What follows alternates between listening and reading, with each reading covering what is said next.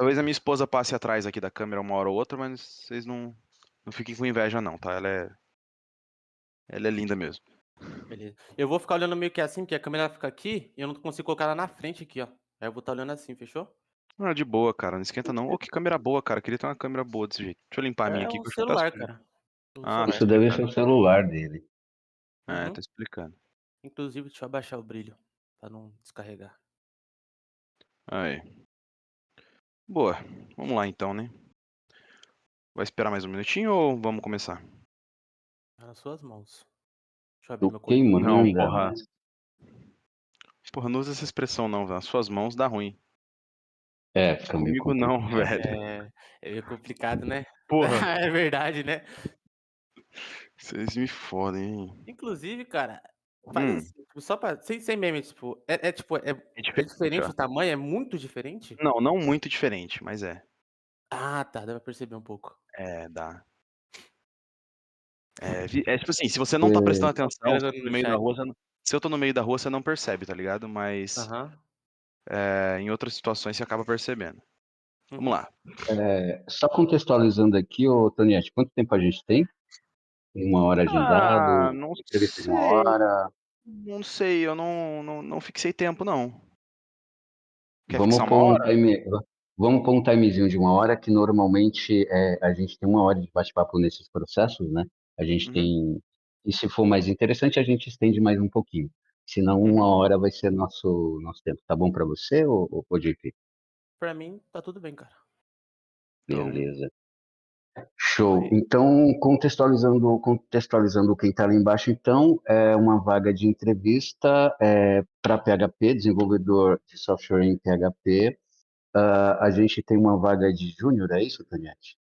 Uma vaga de Isso, pleno, sênior, júnior, né? Então, a gente tem isso. uma vaga de júnior para PHP, para desenvolvedor em PHP. Nosso Uhum. candidato é o menino JP. A gente chama você de JP ou a gente chama você de João, porque a partir do momento que a gente começar, então, você não é do Chorume, a gente não é do Chorume, a gente está aqui para bater papo com um candidato. Perfeito. Exato. Então, como você quer, você prefere ser chamado?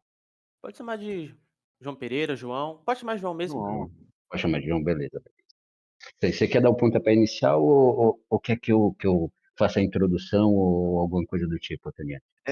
Eu vou começar, Zé, para dar um pouquinho de contexto, como eu que escrevi a descrição da vaga, eu vou começar apresentando a vaga primeiro e tal, e depois a gente começa a primeiro ouvir, né, o João e depois a gente dá uma abertura ali para algum questionamento e parte para algo um pouquinho mais técnico.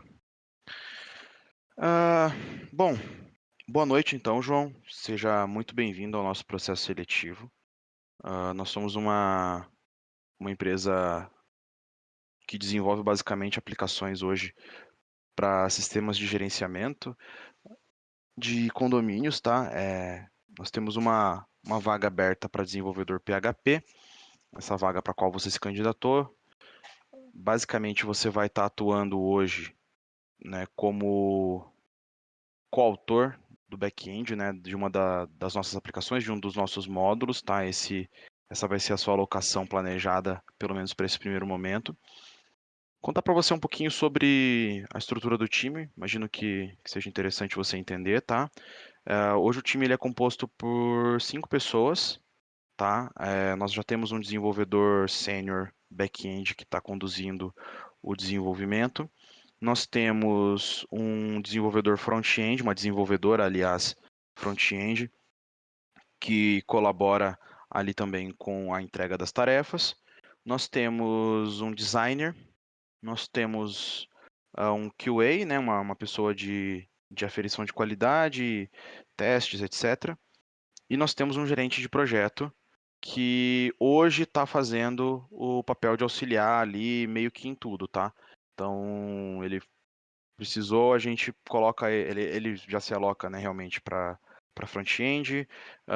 Se precisou, ele vai para back-end, ele cuida de infraestrutura. Então é esse essa a pegada da aplicação hoje, da equipe hoje. E a gente está buscando justamente alguém para auxiliar primeiro nessa parte de back-end. Outras vagas estão abertas para o mesmo time para complementar a força de trabalho em outras áreas, com outras especialidades.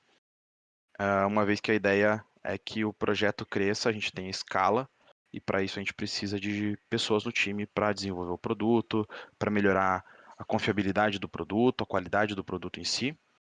E a gente espera que você consiga se encaixar bem nesse nosso contexto. Acho que você já viu a descrição da vaga ali, mais ou menos a parte técnica, etc. Mas eu queria entender um pouquinho primeiro de você antes, entender qual que é o seu momento, entender sua história, um pouquinho dos seus objetivos também com esse processo. Se puder falar um pouquinho pra gente, João, sobre você. Ok, vamos lá. Boa noite, Tonete. Boa noite, José. O meu nome é João Pereira. Eu dei início na programação não fez nem 2 anos ainda. Eu comecei em 2021. Eu passei numa escola técnica que tem na minha cidade.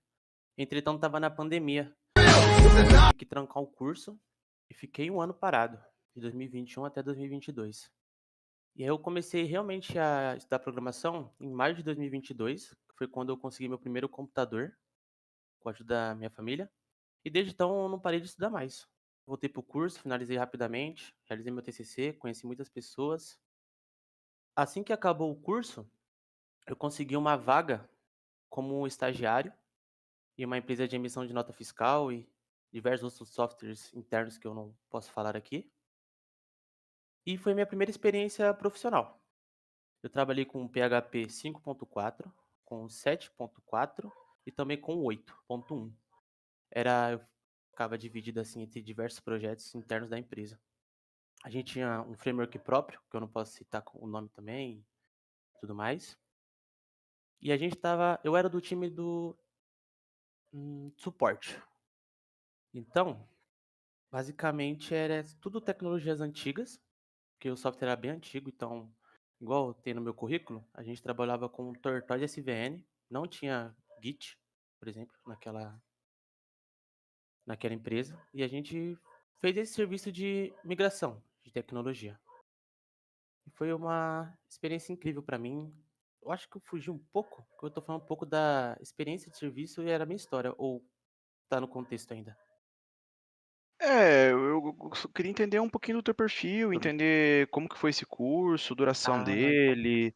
É, legal, você falou que está começando, né? Começou a se interessar por programação ou começou a atuar com programação há 2 anos, mas antes disso você já tinha atuado com alguma coisa? Qual que é a tua idade? Você tem família? Eu quero entender um pouquinho de você, entender da tua pessoa. Boa, eu pulei um pouquinho, pede desculpa. Eu tenho 19 anos, sou de 2004, janeiro, então daqui a pouquinho eu faço 20. A minha história na programação, eu contei o comecinho, né? E quando eu conheci a programação, foi uma área assim que me encantou, sabe? Eu trabalhei em diversas outras áreas, então já trabalhei de ajudante de pedreiro, já trabalhei em marmoraria, em serralheria, em diversas outras áreas mesmo. Toda a minha infância e minha adolescência eu passei trabalhando para conquistar minhas coisas, então eu sei bem como é o trabalho manual e o dia a dia de um trabalhador brasileiro que tem que acordar cedo para pegar um trem. E quando eu descobri, que eu conheci a área da programação, foi tipo um brilho nos olhos, sabe? Tipo, sabe aquela sensação que você fala, caramba, isso é divertido de fazer, é interessante, é legal, é de casa e eu posso ganhar dinheiro com isso. Então, quando eu conheci essa área, eu nem precisei pensar 2 vezes, eu falei, é isso que eu quero pra minha vida. E basicamente foi isso. Eu me identifiquei muito fácil e muito rápido com a área e comecei a estudar sem marcar horário. Tem muitas pessoas que gostam de marcar, vou estudar 8 horas por dia. Quando a gente Uhum. gosta de algo, a gente só vai, sabe? A gente não fica se preocupando muito com isso. E desde que eu conheci a programação, eu venho nesse ritmo. Boa noite. Sou o José, tá? Como você viu, eu tô junto com o Toniek aqui, para ajudar e para a gente entender esse seu momento, tá? Eu achei bastante interessante essa sua história e eu fiquei curioso com algumas coisas. Eu queria conhecer também mais um pouquinho de você, tá? Você disse que você começou ali por volta de 2021 a fazer cursos, essa coisa toda. E quando você chegou na programação, como assim? O que que te encantou? O que que te motiva a continuar desenvolvendo software? Você disse que nesse tempo você trabalhou bastante, teve bastante contato com o PHP. E na parte de sustentação, né, você usou aí a palavra suporte, então você estava ali na sustentação, no suporte, mantendo, e algumas versões do PHP você passou por ela. Me conta um pouquinho como que foi esse seu contato com a linguagem é, nessas versões. Você falou ali de mudança, de migração de tecnologia, de tortóis para levar para outro lugar. Me conta qual que foi, mais ou menos, como que foi essa sua experiência, esse seu contato, o que que você achou da linguagem, se você teve dificuldade, se você conseguiu absorver bem essa transição de tecnologia, como que foi esse seu momento? Ok. Eu vou puxar o gancho lá para a primeira aqui. Como é que foi a minha entrada no mundo da computação e levo essa história até chegar ao PHP, pode ser? Fica completamente à vontade e pode se expressar ou falar da forma que você achar necessário de sua linha de raciocínio. Fica completamente à vontade. Ok. Assim que eu entrei no curso técnico, eu já entrei atrasado, porque eu entrei no final do semestre. Então eu tinha que correr contra o tempo. Então eu tinha uma lista de coisas a fazer e não tinha professor muito para me dar o suporte, porque eles estavam preocupados com outras coisas. Eu mandei mensagem para cada um e eu falei: se eu entregar todas as atividades que já estão em atrasos e nem dá para entregar mais, vocês me passam? Ele falou: sim, a gente te passa. Falei: ok. E aí era muita matéria de C, então a gente tinha muito movimento com C, gerenciamento de memória, alocação de memória, ponteiros, aquela coisa de, entre aspas, baixo nível. Então essa foi a primeira linguagem que eu tive contato na programação.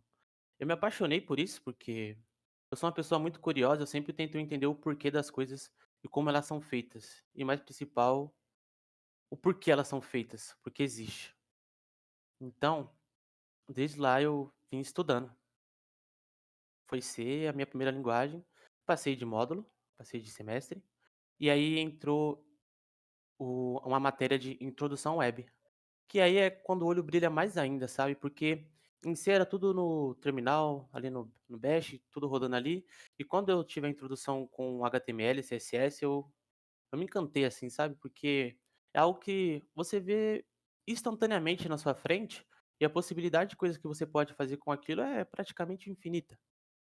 Então eu fiquei encantado com aquilo e eu comecei, ainda mais. Claro que eu nunca deixei o C de lado, eu gosto muito daquela linguagem para aprendizado. Eu comecei, HTML, CSS, comecei a estudar, comecei a fazer site. E aí as aulas foi se avançando e aí chegou na parte do back-end.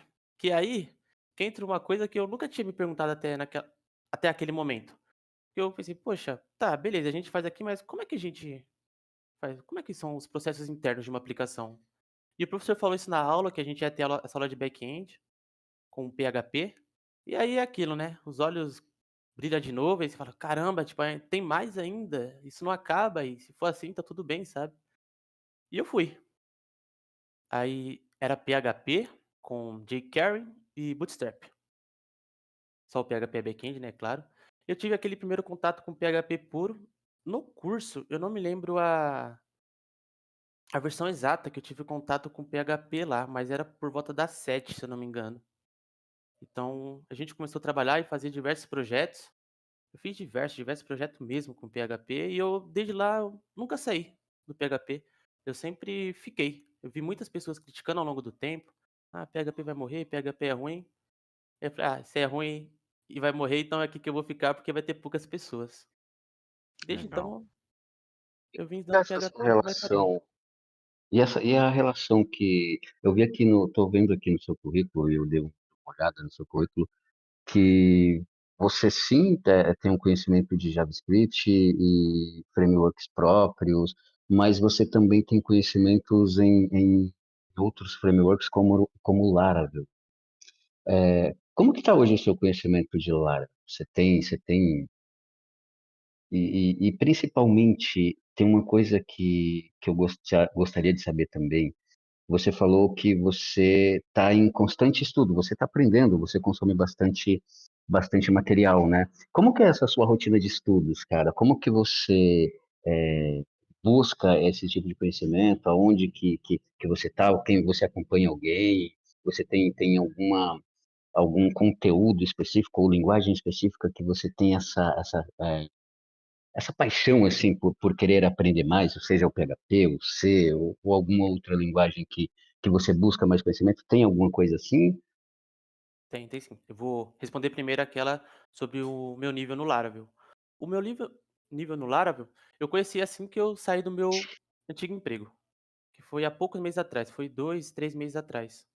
E eu vi muitas pessoas, muitos colegas, eu participo de comunidades de programação, e eu vi meus colegas sempre falar de Laravel, Laravel, Laravel, eu falei: "Cara, isso deve ser legal, eu vou ver como é que é". E aí quando você entra para o Laravel, tipo, é outro mundo, sabe. Pra quem trabalha com PHP puro e escreve código pra caramba, tratar erros e fazer coisas muito repetitivas, quando entra para o Laravel, parece um parquinho de diversão, sabe. É muito Uhum. gostoso de trabalhar com a lingua com o framework, na verdade. Principalmente o Eloquent, eu gostei muito, por mais que eu gosto muito de escrever a câmera na mão, eu achei fantástico o modo que o Eloquent trabalha. E meu nível de com Laravel é só de um mês basicamente, mas eu já consigo fazer um CRUD, já consigo fazer uma autenticação, já consigo Certo. consumir uma API, Só um basicamente ponto ali, eu não sei se eu tinha entendido errado. Você disse que você começou a aprender o Laravel logo depois que você saiu do seu trabalho anterior, é isso? não, eu saí do meu trabalho há 2, 3 meses por aí, e eu vi os meus Certo. amigos comentando sobre o Laravel. Aham. E aí eu Isso falei: antes ou depois de você ter saído do trabalho? "Antes e depois". Antes e Tá. depois, o pessoal veio falando, eu só vinha escutando isso há alguns meses. E aí eu peguei pra realmente colocar a mão na massa e fazer um CRUD, fazer alguma aplicação, Uhum. há basicamente um mês. Um mês vai fazer Certo. 2, um mês e meio, por aí. É que eu tô olhando aqui no teu currículo e, assim, a descrição da tua vaga, né, da tua experiência na Turing. Trabalhei na área de sustentação, dando suporte para o sistema legado em PHP, JavaScript, framework próprio e realizando a migração do sistema para Laravel. Como que se dava essa migração do sistema que vocês tinham para Laravel sem ter contato com Laravel lá dentro? Qual que era o teu papel nisso, então? Essa migração com o Laravel interno da empresa, não era eu que decidia, mas era eu que arquitetava. Vou dar um exemplo, Hum, eu que dei a sugestão para o Laravel. Como eu disse, tipo, foi antes e depois, sabe. Com meus certo. amigos falavam, agora internamente na empresa, o pessoal já falava sobre migração, só que aí rolava aquelas Hum, conversas sobre vai ser custoso, é perigoso, e aí eu uhum, falei sobre o Laravel, o meu superior também gostou, e eu e ele legal. estava arquitetando essa migração e como seria. É claro que eu ficava ali só um pouquinho de escanteio, em segundo plano, de reserva, só ouvindo e acompanhando. Mas eu Uhum, absorvi muito da conversa que eles tiveram, amadureci muito. legal. Mas E essa migração eu não coloquei a mão na massa também. interessante essa sua proatividade. Qual que foi o critério que você utilizou? Você chegou a ler alguma documentação? Você comentou que foi estudar Laravel depois disso, né, depois desse período. Qual que foi o critério que você utilizou para recomendar o Laravel para a aplicação que vocês tinham lá então, sem ter talvez esse conhecimento de causa? O fator inicial da gente ter escolhido Laravel para a migração, Isso, é. Como que você chegou na conclusão de que isso seria uma boa sugestão para o projeto sem ter trabalhado com Laravel anteriormente? eu só pesquisei, como eu disse, era basicamente era eu e uma pessoa bem específica, que eu não posso citar nomes, né, é uma Uhum, pessoa bem específica que cuidava desse legado, que dava suporte. uhum. Então a gente tinha esse debate, igual a gente tá tendo agora, qual o framework que a gente vai optar pra escolha, Certo. sabe? Como Então a então gente vai fo tomar então essa foi mais um decisão? aspecto de comunidade mesmo, né? Isso, e aí a gente tinha esses debates constantemente. "Ah, o Laravel faz isso. Ah, mas o Symfony Uhum, tem isso. A gente tem um ganho, a gente tem uma perca". Então foi basicamente essa a decisão. Aí até um dia que esse é. rapaz chegou eu e falou assim: "Olha, eu analisei, eu estudei mais a", ele, né, tomou essa decisão, não eu. Ele Uhum. analisou, falou: "Olha, eu analisei aqui, conversei, e talvez a gente vá pelo Laravel, pelo suporte, pela Legal, comunidade, que ela abraça mais, a comunidade do Laravel também é incrível, então ficaria mais fácil de fazer essa migração". interessante.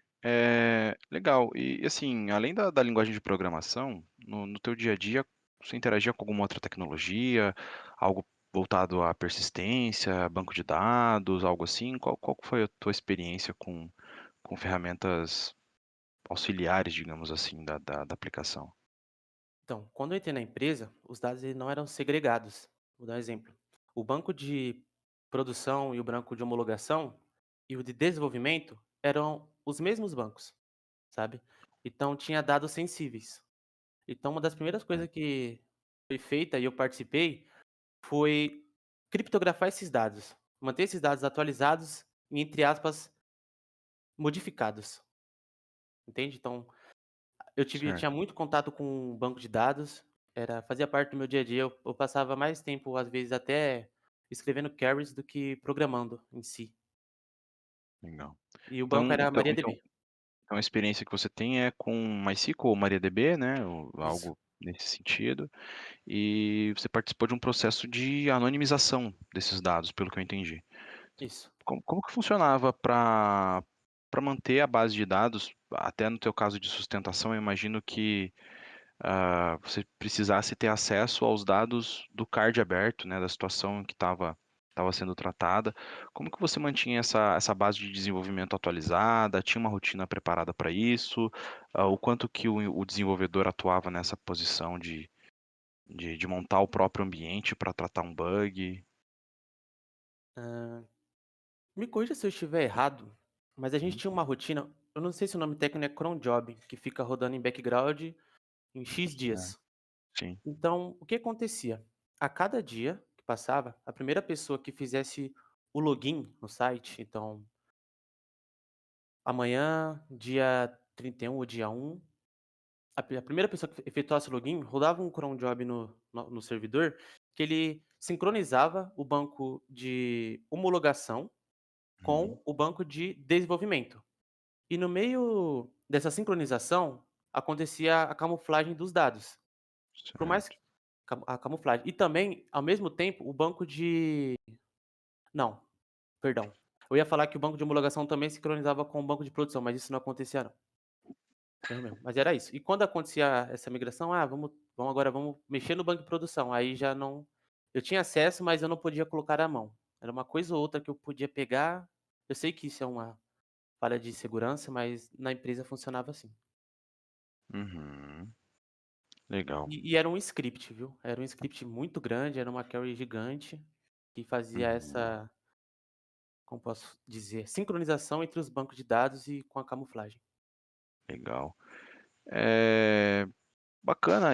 Mas esse sistema de cron jobs e toda essa infraestrutura, bancos de dados, as aplicações, etcétera, em que ambiente que isso estava rodando? Tinha um cloud ou era um servidor próprio? Você tem alguma experiência, por exemplo, com AWS, GCP, Azure, algo assim?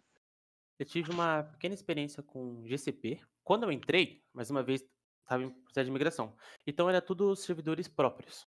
E a empresa resolveu migrar tudo para a nuvem. E Uhum. o serviço que eles escolheram foi o GCP, é Google Cloud Platform. Platform, isso. E Exato. eu não participei dessa migração direta, mas eu também tinha acesso a essa plataforma, porque eu precisava segregar alguns Uhum. dados, eu precisava fazer alguma vinculação, testar algum upload de arquivos para o bucket, com storage. Storage é outra coisa, na verdade. Então eu tive Uhum. essa pequena experiência, sabe, ambientação da plataforma. E quando eu estava ganhando mais experiência nela e começando a andar bem, sabe, a realmente entender, Uhum. eu fui cortado da equipe. Mas eu tenho uma pequena experiência Hã, e uma noção de como funciona. Ô João, tem aqui eu estava aqui observando vocês conversarem, estava fazendo algumas anotações aqui.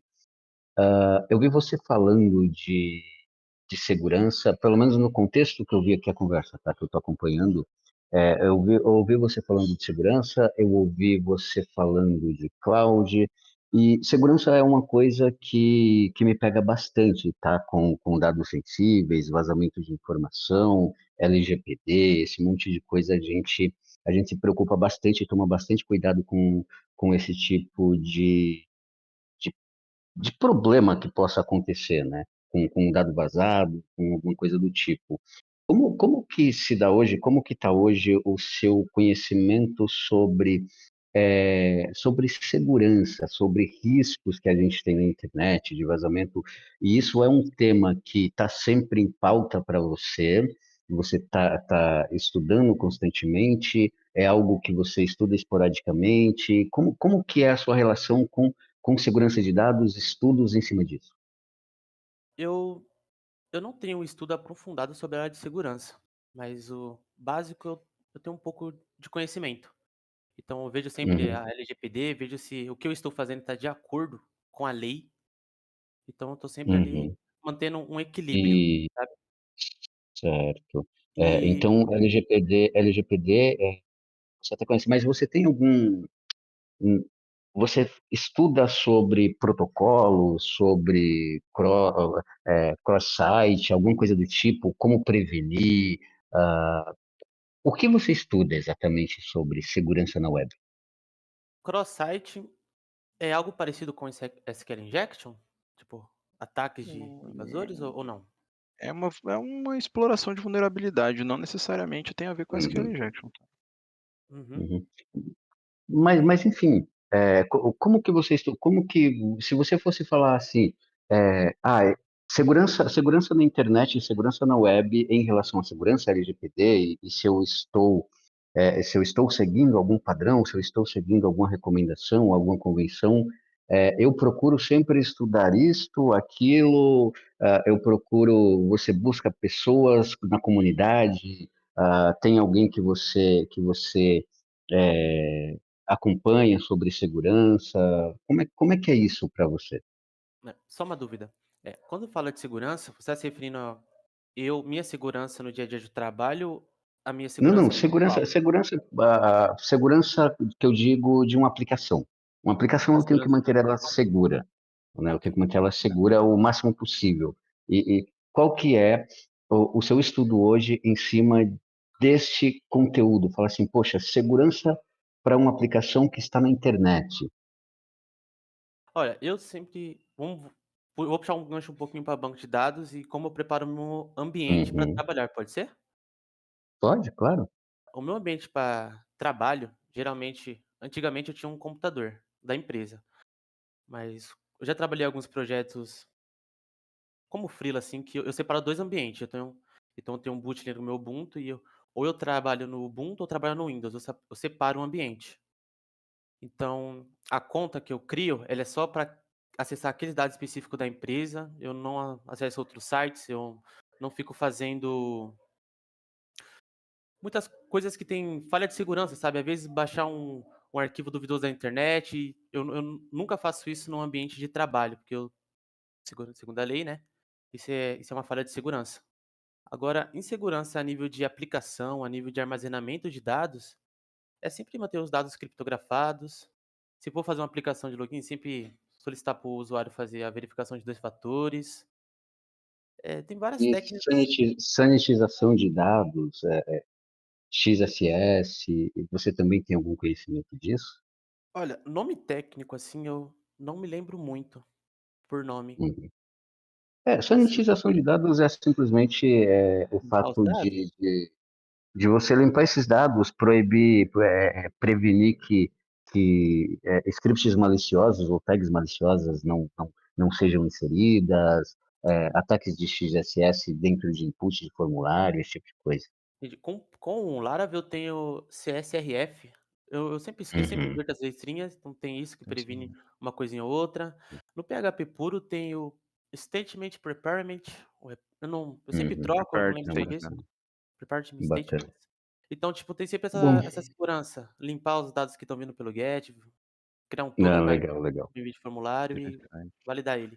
Né? Você comentou Bom, ali que era, você era gosta isso. de trabalhar com ambientes separados e, assim, eu imagino que deva ser algo que já ocorreu com você ou que você já tenha visto na tua experiência até agora, de rolar aquilo de, na minha máquina funciona, né, mas na máquina do outro às vezes não funciona ou no servidor de produção não funciona. Eh, Já que você tem esse cuidado com o ambiente e tal, você já chegou a trabalhar com containers ou com alguma maneira de padronização de ambiente, virtualização, algo assim? Sim, eu estudo constantemente o Docker, né? Então eu trabalho Uhum, bastante com ele já para não correr esse erro de na minha máquina funciona. O Docker veio para solucionar isso. Então, legal. basicamente trabalho com Com Docker, na E preparação do você, e ambiente. você se sente confortável utilizando e também desenvolvendo um sistema, um sistema não, um ambiente, você se sente confortável, né? Se sente apto a configurar uma aplicação, a instalar bibliotecas, requisitos, etc., para uma aplicação PHP padrão? Para projetos pessoais meus, eu me sinto confortável. Eu pesquiso sobre a biblioteca que eu estou usando, estou vendo se a versão daquela já está defasada, ou está depreciada, ou tem algum erro de segurança que precisa ser corrigido, então eu verifico. Uhum, E quando eu estou na dúvida, eu sempre recorro para as pessoas que eu sei que detêm aquele conhecimento, que vão saber mais que eu. Então, como eu certo. citei no comecinho, eu participo de comunidades. Então eu conheço pessoas que têm um conhecimento muito mais que eu. O que eu tenho de idade, eles têm de Uhum, XP na área. E eu sempre pergunto quais boas práticas, o que que eu deveria fazer, como eu deveria fazer, por que eu não deveria fazer X coisa, optar por X ou por Y. Então, quando eu tô na dúvida, eu pesquiso e busco as pessoas que têm experiência na área. legal. Puxando esse gancho de absorver conhecimento e de ir melhorando os projetos, né, de trazer ferramental externo para aquilo que você está executando, eu imagino que você já tenha trabalhado com alguma maneira para manter isso sob controle, né, para versionar isso, para manter uma estrutura adequada de manutenção disso. Você já trabalhou com alguma ferramenta de versionamento de código, alguma ferramenta de gestão de versões, etc? Sim. Na minha empresa, a gente trabalhava com Tortoise SVN. É Hum, uma ferramenta anterior ao Git. Ela é uma ferramenta para versionamento de código também. Ela funciona um pouquinho diferente, ela tem um propósito um pouco diferente do Git. Eu tenho experiência com uhum, ela. E eu também tenho experiência com o próprio Git. Então, sempre quando eu tô trabalhando com o certo. Git, eu aplico as boas práticas do Git, né? Git semântico, Git flow, tudo mais, escrever as histórias Legal, bonitinha. Então, eu conheço sim. bacana. Dado esse fato de que então você já trabalhou com versionamento, uma das etapas que comumente ocorre, né, antes de uma versão nova subir, antes de uma tarefa ser aprovada, é code review, né, uma revisão desse código, ou então alguma etapa de qualidade do código em si. Como que é a tua experiência nisso? Você passou por times onde havia essa etapa no processo? Como que era a tua atuação nesse ponto? Você chegava a participar dessa revisão? Sim, eu participava. Na mesma empresa, eu trabalhei em diversos projetos, como eu citei antes. Então, tinha alguns projetos que já estavam, entre aspas, assim, no Git. E tinha que dar code review. Até no SVN também o pessoal dava code review. E eu tive uma experiência bacana. Tinha as boas práticas, os padrões daquela empresa serem seguidos. E basicamente era no tete a tete. Era eu subia um commit, né? O pessoal me chamava em call e a gente fazia a análise do código linha a linha. Ele me corrigindo, às vezes eu botava, corrigia, ou às vezes passava direto e vice-versa. Então eu não tenho problema com code João, review. Oi. é, eu vou, aproveitando esse gancho do Tonietti, tá? E voltando um pouquinho antes, tá? Vou fazer aí dois adendos. Me fala um pouquinho, bem brevemente, só que não ficou muito claro para mim entender qual que é a sua visão. Quando você fala ali de containerização, esse tipo de coisa, me leva a outros pensamentos e eu queria saber, tá, a nível de curiosidade mesmo, como que você enxerga hoje, tá? Qual que é a sua visão sobre, se você acha legal, se você gosta, se você não gosta,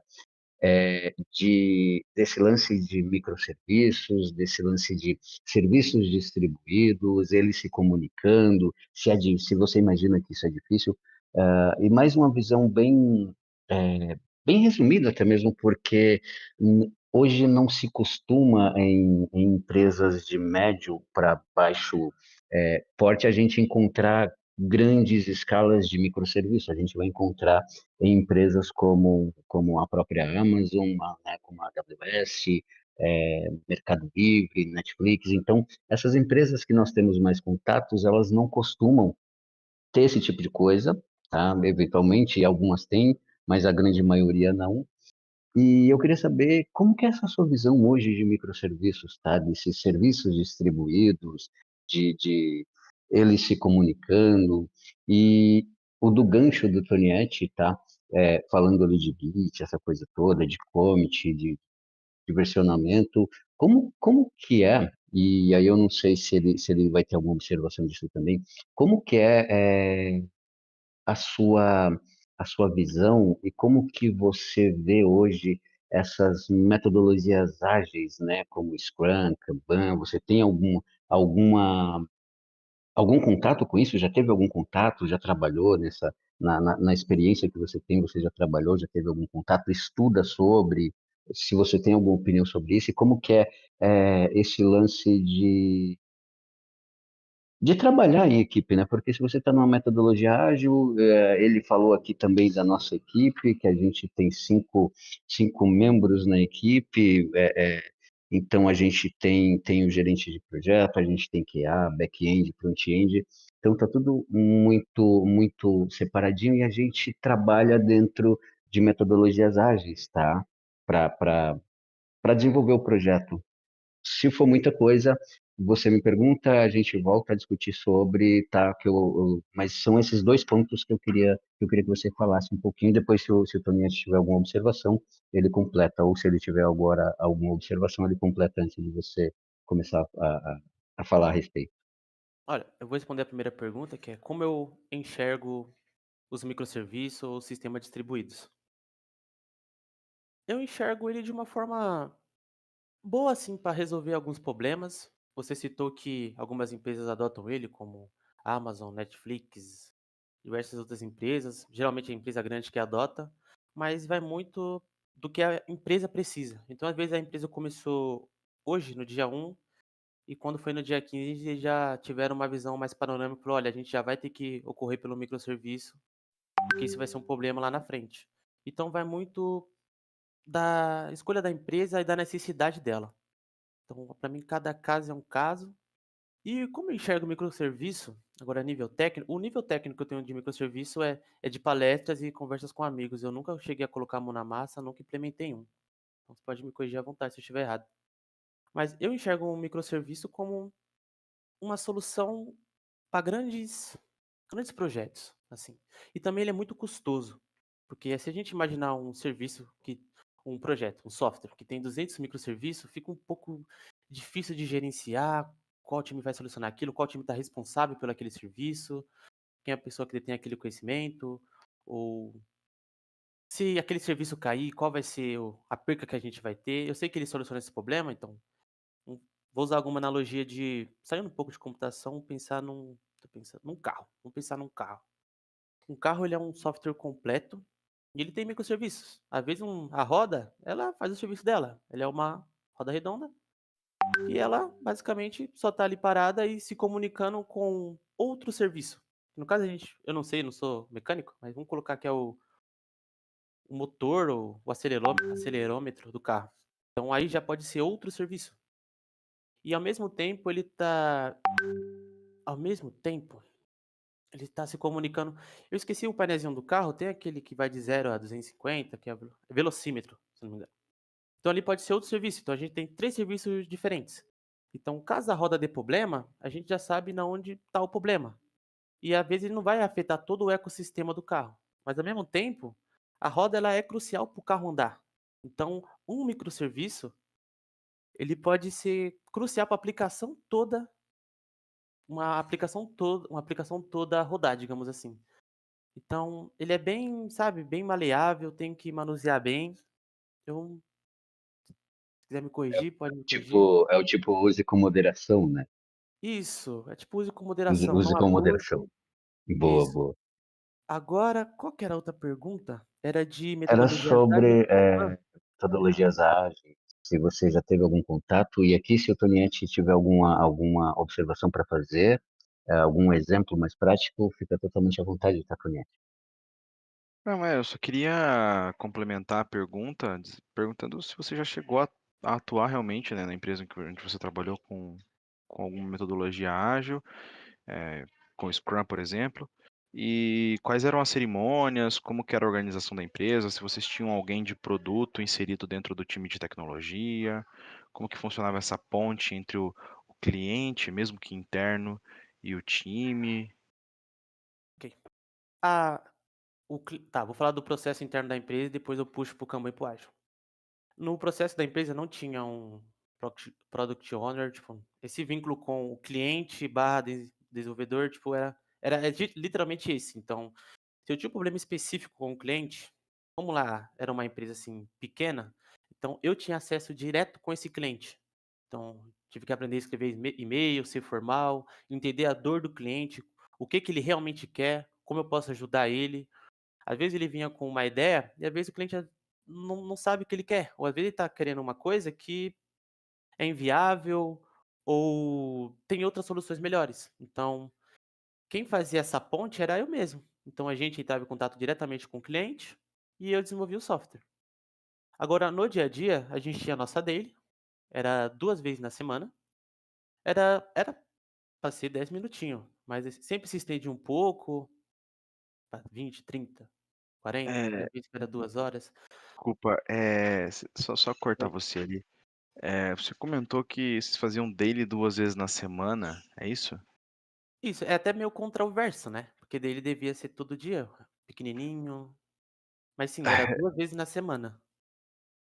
Tá, certo, entendi. Então a ideia, na verdade, era um update recorrente, né, um update periódico sobre o status de algum projeto, etc. Do Isso. Era tipo: Tá, "Olha, como entendi. é que você está? Ó, eu estou parado, eu não consigo andar daqui pra frente, pedir ajuda a X pessoa ou estou conseguindo progredir, talvez até no final dessa tarde eu entrego, até meio-dia". Era basicamente mini feedbacks. Legal. Uma outra dúvida que ficou, assim, eu fiquei bem curioso para entender como que funcionava. Você disse que tinha contato direto com o cliente e que analisava a situação, sugeria, né, um caminho mais viável ou até mesmo filtrava algo que estava sendo pedido e que não tinha viabilidade técnica para execução.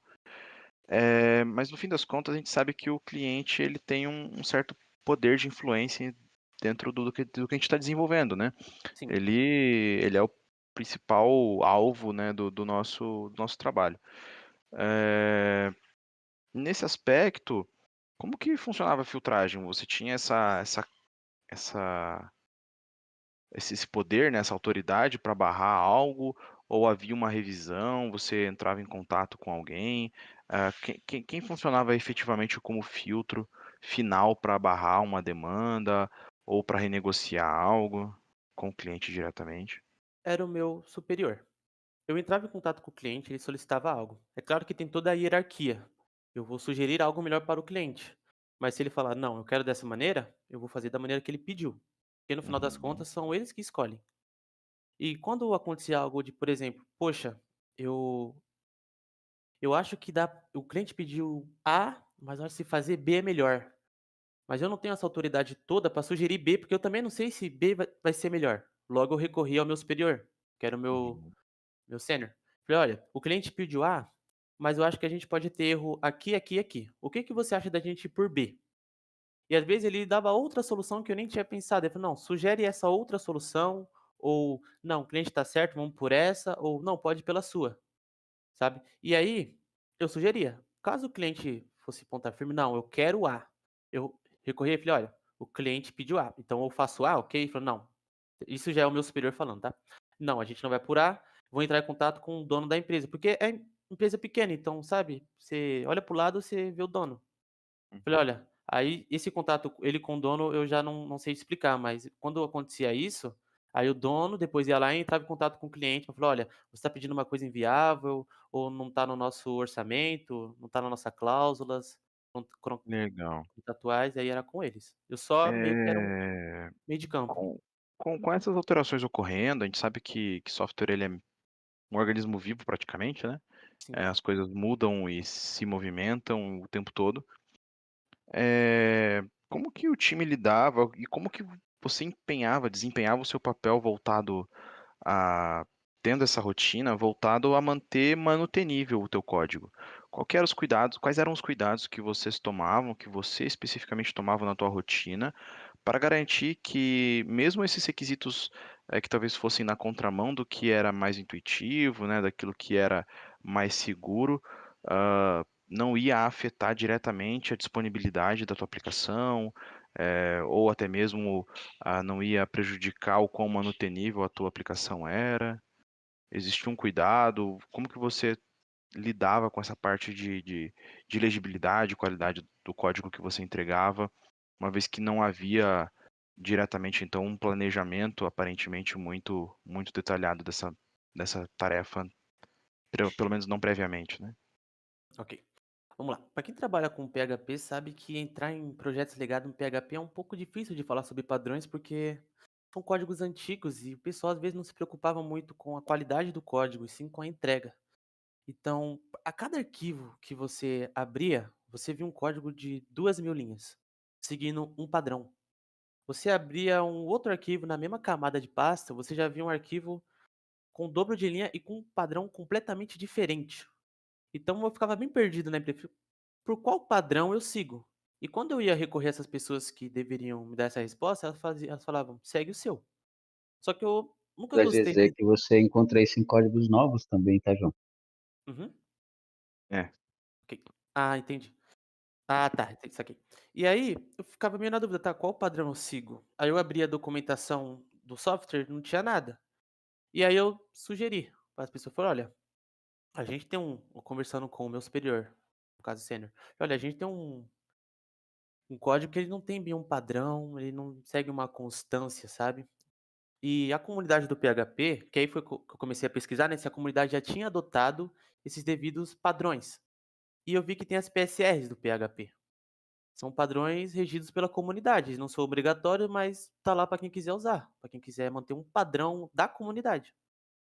Daí então eu mostrei, eu fiz uma mini POC, né? Eu fui lá, fiz um caso de uso na minha máquina mesmo, mostrei um padrão de um software que era um software sem padrão e depois mostrei outro software com padrão.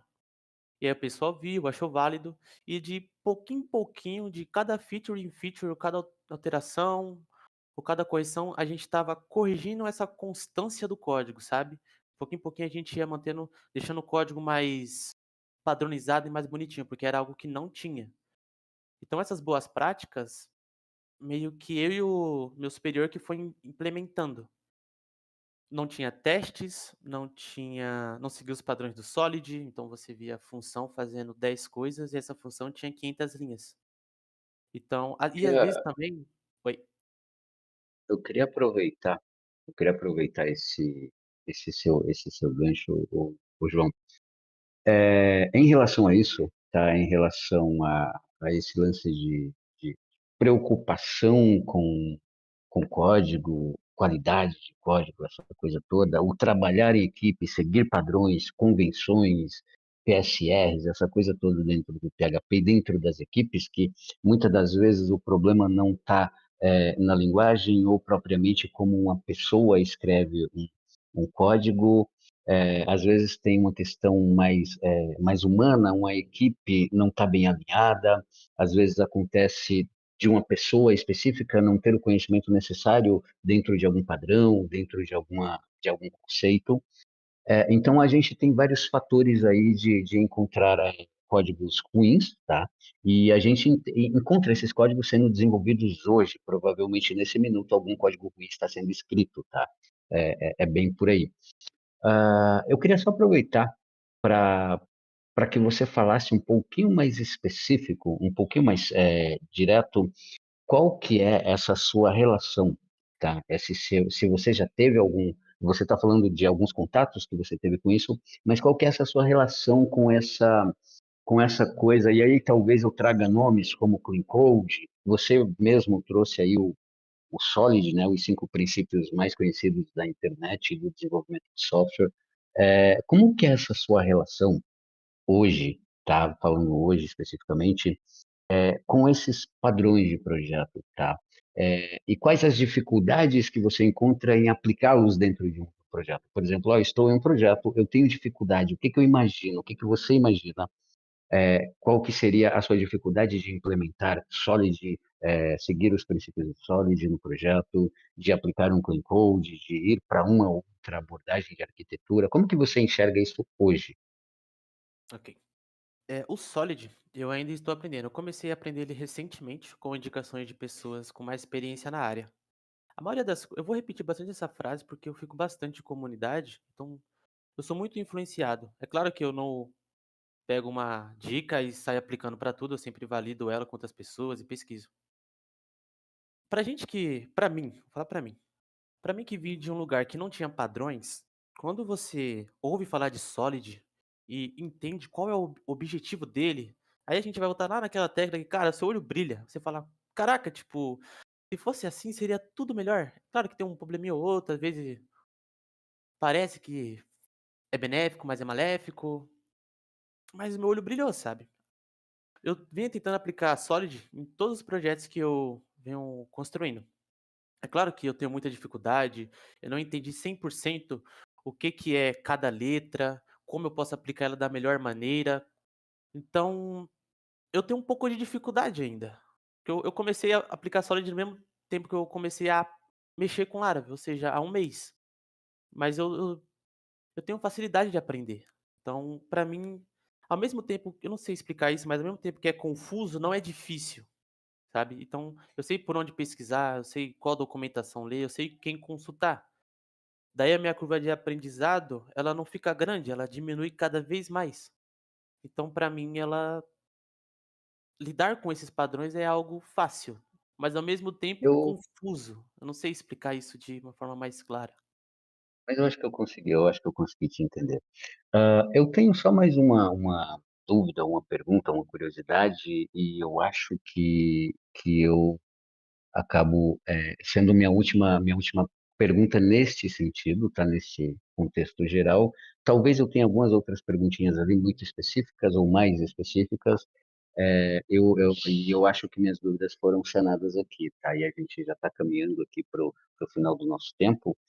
É, e eu queria só entender se você teve ou já teve algum contato ou estuda a respeito de testes automatizados, qual é o benefício que um teste traz, qual é a dificuldade que um teste traz, qual o problema que ele traz, se ele traz algum problema, é, como que é você enxergando para teste, tá? E aproveitando dizendo que eu acho que por aqui eu tenho mais, essa seria a minha dúvida mais geral, tá? E aí depois talvez o Tonietti continua e se aparecer alguma outra pergunta, eu abro o microfone e falo, tá? Mas como que é essa sua relação com testes? A minha relação com testes é muito de eu sei na teoria, eu sei para que serve, eu sei no que ela impacta. Mas se você pedir para mim fazer um teste unitário, um teste de integração, um teste end-to-end, ponta a ponta, eu vou pecar um pouco na mão na massa, porque é algo assim que eu nunca cheguei a colocar. Tá na minha lista, mas eu entendo o valor que o teste tem. É importante você tentar uma aplicação. É que nem um carro. Você não faz um carro e você não lança ele para o mercado antes de testar. É perigoso, pode dar defeito, pode prejudicar uma pessoa. E voltando para software, pode publicar um cliente. Nesse, Então, nesse, sua, nessa sua, tem- nesse seu tempo de experiência, eu imagino que com o teu chefe, com o teu ex-chefe ou a tua ex-empresa, esse tipo de assunto tenha surgido, tá? Esse tipo de assunto surgiu. tenha surgido em implementação de testes e tal, porque, é, como que foi isso? Como que eles aceitaram esse tipo de conversa? Como que você entendeu? Como que você enxergou? Você Naquele momento você viu que testes é uma coisa difícil de se implementar ou é uma coisa difícil deles aceitarem? Como que é isso? Olha, todo mundo sabe, todo mundo não, né? Todo mundo de novo. As pessoas que trabalham em empresas, assim, que têm uma cultura enraizada e têm as boas práticas, entre aspas, deles, sabe que é difícil você inserir uma nova cultura. Eu cheguei a falar de teste na minha antiga empresa, cheguei a criar POCs, e é difícil deles aceitarem porque eles não veem valor naquilo. Eu tô falando de pessoas, tipo, dono de empresa, pessoas do negócio. Eles não conseguem enxergar o valor que os testes têm. Eles meio que pensam Ok, isso é legal, mas você só atrasou a entrega e você tem uma demanda para entregar. E naquela empresa, ninguém sabia testes. Então fica um pouco difícil de você pegar 1 hora de cada dia, já tinha cerca de 20 desenvolvedores, vamos supor que a gente pegasse 1 hora de cada desenvolvedor no dia, só para eles se dedicarem a estudar em testes. Isso ia ser muito custoso. E a gente precisava entregar o software, entregar a demanda, entregar a tarefa. E eu vejo sentido neles. Eu acho que eles estão certo também, porque é um software que está no mercado há mais de 20 anos e nunca deu problema. Então você chegar e falar: "Olha, eu quero implementar um teste aqui para aumentar a segurança". Fica difícil para a pessoa aceitar: "Poxa, mas o meu software está há 20 anos, nunca teve problema de segurança. Por que eu vou implementar isso que você está sugerindo? Sendo que eu só vou gastar tempo e dinheiro, e eu não vou ter um retorno financeiro com isso". Então dá para você entender o ponto de vista dele quando se trata de negócio.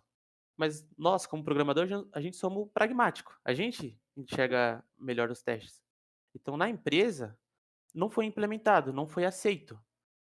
Então, eu procrastinei mais um pouco, né? Deixei de antemão, enquanto eu estava trabalhando naquela empresa, me dediquei a outras tarefas e deixei o teste um pouco de mão assim. E eu estou começando a E estudar ele agora. entendi, entendi. Então você notou que, empresas têm uma certa dificuldade de aceitar testes, eh, mesmo entendendo que teste não tem necessariamente a ver com segurança, né, com segurança, que eu acho que teste tem outras coisas, mas eu entendi o seu ponto de Ele vista, eu entendi. explica sobre a segurança, sobre Aham. possíveis Bom, erros. mas para mim eu acho que era isso, cara, o que eu tinha de dúvidas principais, eu acho que era isso. Eu acho que eu não tenho mais nada para de perguntas mais técnicas assim. Talvez eu tenha outra pergunta aqui, mas eu vou deixar com o Toniete ali, tá? Ele vai seguir. E se for surgindo alguma outra coisa para mim, eu tenho algumas outras perguntas. Eu posso ter uma ou duas perguntas aí muito mais fechadas e específicas, tá? Levando em consideração o nosso tempo. Toniete, é contigo, cara. João, muito obrigado, cara. Muito obrigado pela conversa. O bate-papo foi bom. E é Muito isso, obrigado. cara. Boa sorte para você. Obrigado, digo eu. Pô, legal.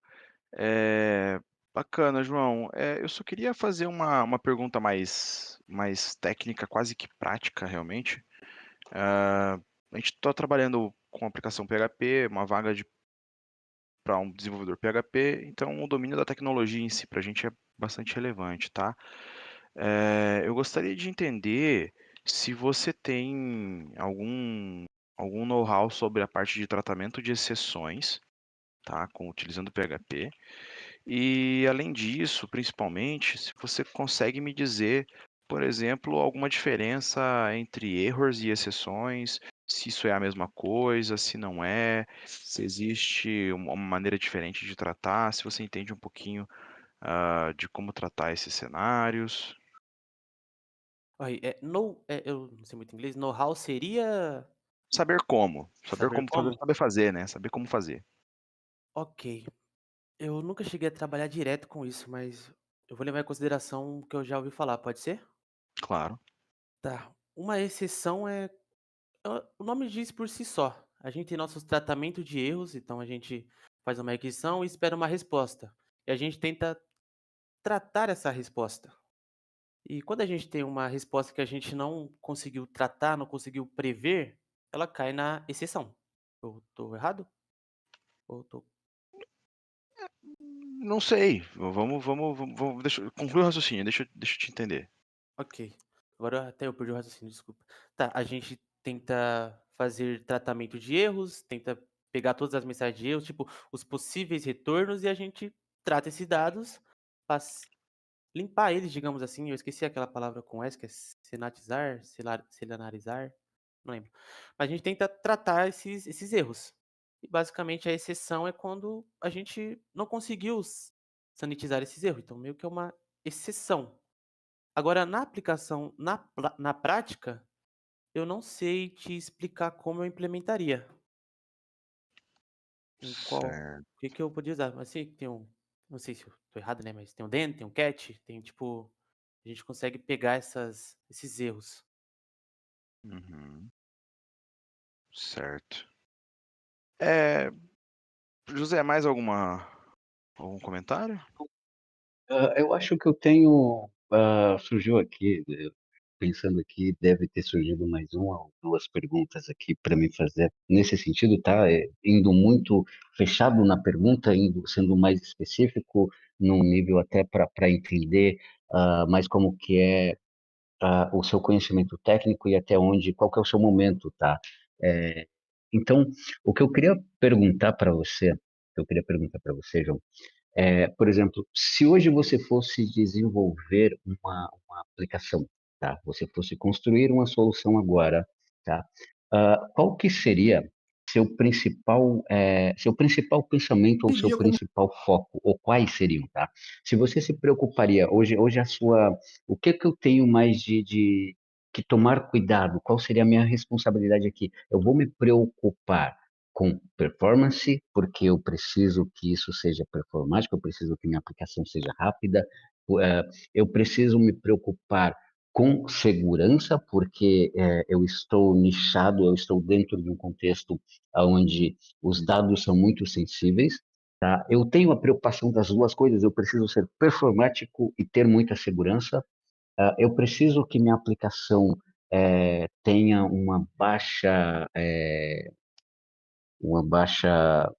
fugiu da mente agora, que tenha pouco problema, que ela tenha uma baixa tolerância a falhas, digamos assim, tá? Como que é isso para você hoje? Tá sendo mais direto, sendo mais específico? Qual que é a sua preocupação hoje com a aplicação? Olha, vai depender do software como você mesmo se referiu. Às vezes o software vai precisar ser mais performático, daí eu vou tomar umas decisões que deixam o software mais performático. Às vezes a gente não precisa se preocupar com isso, então eu posso me preocupar com outros problemas.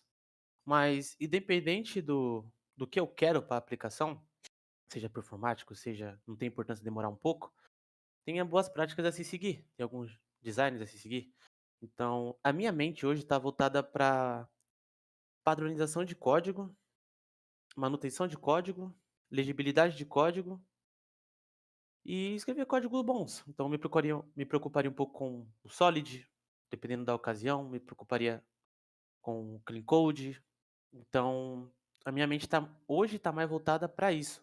Agora, como eu solucionaria esse problema de performance, de segurança, eu teria que pesquisar. Eu, Mas não, infelizmente, no não, momento, não tenho. a solução não é nem o caso, é só qual que seria a preocupação realmente, né? E como, Ah, sim. como ela se daria, tá?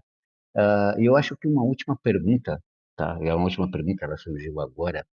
É, falando nesse lance de qual que é a sua preocupação hoje com a padronização, com mantenabilidade, com manutenção de código, essa coisa toda, se eu tivesse uma aplicação, tá? Se eu tivesse um projeto agora para ser desenvolvido, um MVP, tá? Vamos dizer que eu tenha um MVP para ser desenvolvido, você está aqui na equipe, você faz parte dessa equipe, você vai ajudar a desenvolver e a construir essa solução, esse MVP, tá? É, em relação a testes, tá? Em relação a testes, eu tenho um prazo, eu vou te dar pelo menos um contexto, tá? Para que a ideia fique mais clara e a resposta também é, fique mais assertiva no sentido de pensar nela. Eu tenho um MVP, eu tenho um prazo de 6 meses para entregar esse projeto. Eu tenho uma equipe curta, tá? Eu tenho uma equipe de 3 devs, ok? É você e mais 2 devs. Eu tenho o Product Manager, que, como o Tonietti falou. Eu tenho a equipe que o Tonietti falou, tá? E tem um back-end, um front-end, e tenho você aqui como ajudando ali, intercalando entre os dois mundos ali, back-end e front-end, levando em consideração que você seja full stack, tá? É, como que se daria isso, na sua visão, em relação a testes, tá? Eu aplicaria testes tendo uma equipe desse tamanho e tendo um prazo de 6 meses para desenvolver. O porquê que eu aplicaria testes, né? O porquê que eu aplicaria testes? Eu criaria documentação dessa aplicação e o porquê que eu criaria documentação disso? Ok. Nesse projeto, qual é a minha posição? Eu estou como desenvolvedor ou eu estou Você, você como. faz, Eu você faço faz parte da parte da tomada equipe de de decisão. desenvolvimento. Não, não, você faz parte da equipe de desenvolvimento.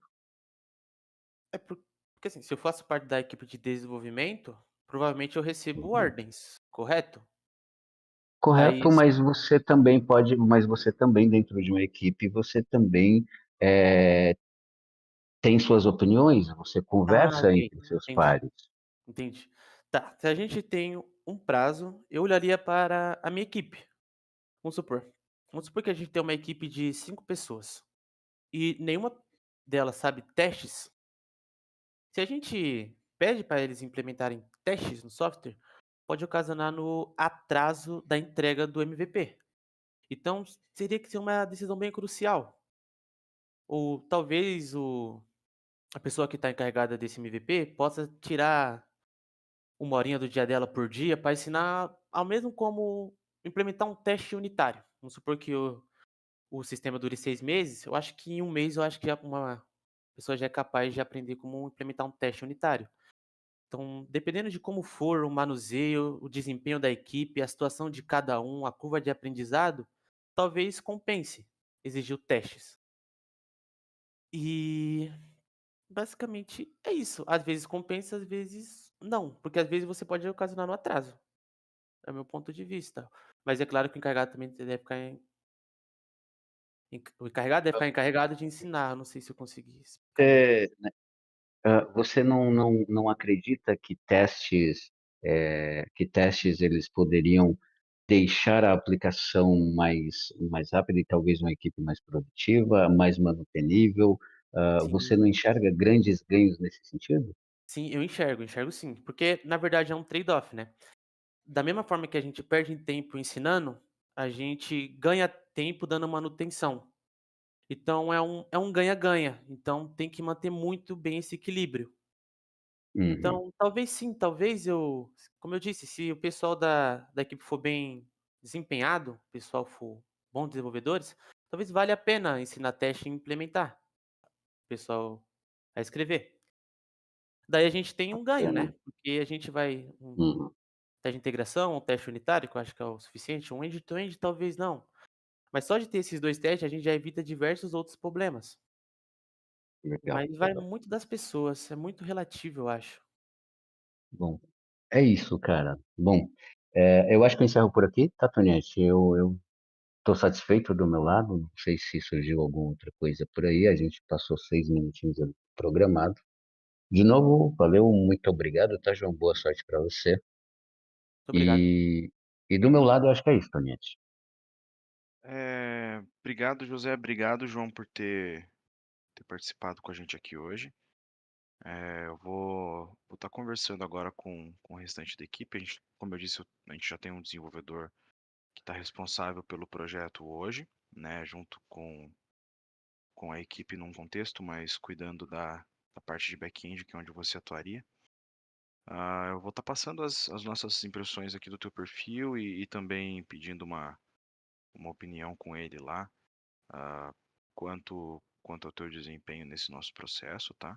E assim que possível a gente entra em contato para te passar um feedback.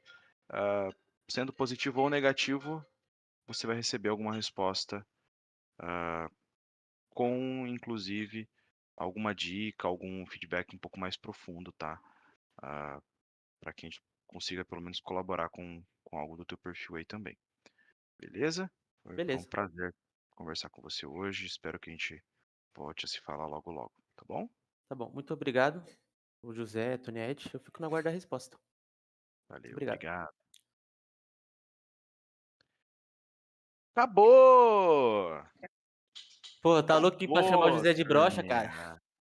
Você tá Acabou, turminha. segurando, segurando aí. Porra, JP reprovou, JP. Não gostei não, cara. Ué, não, faz parte, cara.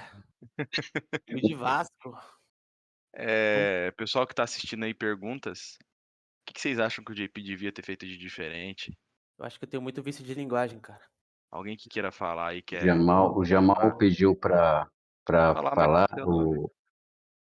o, É, o Sebas também, tem é, pessoalzinho aqui. A Deixa gente vai eu. subindo vocês, e depois a gente aí, ó. vai Tá bom, derrubando tá para bom. que pessoas Isso, subam também, tá? Vou só abrir isso. um bloco de notas aqui pra anotar o que esse pessoal vai falar. Deixa esses três aí subirem, depois a gente sobe o fone e o galera lá também. Quem fala primeiro? Pode ser Ah, você. é. Dica, assim, não levando a parte técnica, mas levando a parte de postura. Dá pra ver que tu é jovem mesmo, né? A tua fala entrega muito a questão da idade. Então, assim, não ter certeza das coisas é ok. Agora, você acha muito e não tem uma postura de tipo, cara, eu tenho certeza que eu faria isso. E assim, passa uma falta de confiança toda vez que você conversa com um profissional e você muda muito a entonação de voz. Então, Uhum, postura é uma questão importante para você, tipo assim, porra, eu confio nesse cara. Esse cara, ele me parece um cara que vai resolver meu problema. E é só entendi, isso. O resto tá ótimo. entendi. Tá anotado aqui. Bom, o meu era Vai, Jamal, depois exatamente a eu mesma coisa falo. que o Sebas. O meu é basicamente a mesma coisa que o Sebas. Realmente dá pra ver que tu tá na posição de júnior, mas real a parada é ter um pouco mais de certeza. A evitar gírias também, eu vi algumas vezes que você escorregou, mas eu vi que tu tava indo muito bem. E eu acho que um pouquinho mais de certeza, porque não só de confiança, tipo, muitas das vezes você acaba perguntando pro José, pro Toniette, tô indo do caminho certo, tô indo pelo caminho errado. Tudo bem que eu imagino que você nunca, não deva saber, né? Mas não devia realmente saber o que eles estavam realmente perguntando. Mas é Entendi, bom ter experiência para até conseguir se firmar, né? Tipo, nas questões que são colocadas. entendi. Uhum. Gíria, eu anotei aqui também. A única coisa de gíria que me pegou foi a parte que você falou XP. Pô, XP? vou ganhar XP. Tipo, alguma É, coisa de experiência. sim, Também me pegou, também me Ele tava pegou. falando do sênior, ele tava falando do Eu sênior, né? quase, eu Quando quase alguém dei tem mais risada. XP. O que é, tem de vida, eles têm XP. Foi exatamente isso que ele falou. Exatamente. isso. O que eu tenho Me, de vida me é pegou, me XP. pegou. Eu Foi a pensei que única coisa que me XP, pegou. eu pensei que XP não era uma gíria, era tipo uma palavra técnica da nossa área. Não, nada a ver, cara. XP é a abreviação de experience, né? De experiência mesmo. Mas assim, é muito mais usada para contexto de game, né? Não tem muito a ver com um corporativo Ah, diretamente, tá. pelo Eu menos, realmente entende? dessa aí eu não sabia. Pra mim, eu realmente O pensava que era. Ô, Fanny, eu tô Juliette, vendo seu pedido, tô vendo seu pedido aqui, Fanny. Você consegue subir, cara. Eu não tô conseguindo aqui, tipo, clicar pra Eu falar. odeio. eu Aí. queria falar só uma coisa pro JP, que eu notei também uma coisa que que ele deveria ter feito. Quando o José perguntou alguma coisa sobre ele explicar o Solid, ou algumas coisas que ele trabalhou dentro da empresa dele, eu gostaria de ter ouvido ele se aprofundar mais para ele mostrar, como eu falo, uma credibilidade no que ele aplicou, entendeu? Explicar Uhum, quando ele usou determinada. Por que ele usou determinada coisa, por que ele deveria ter feito isso, por que ele optou por aquilo. Meio que se Uhum, aprofundar mesmo. Um exemplo, tipo, de.